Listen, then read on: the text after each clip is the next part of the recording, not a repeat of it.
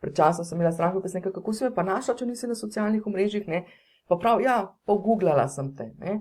S tem, da danes imamo tudi že ta orodja AI-ja, kjer pravzaprav ljudje, ko v katerem od orodij AI-ja iščejo kakšno zadevo in celo lahko med zadetki pridejo, oziroma ChatGPT, ko spiše, oziroma pač katerokoli orodje že, ko spiše, bom rekla, ta povzetek, že počasi daje tudi reference do naših blogov, do naših spletnih strani in podobno, tako da to je orodje, ki ga ni za spregledati. Torej, to je bilo zaznajo. Torej, ljudje morajo sploh vedeti, da mi obstajamo in nekako z enim čutom, katerimkoli že, vidnim, slišnim čutom, zaznati, da je to morda nekaj, kar bi bilo uporabno za njih.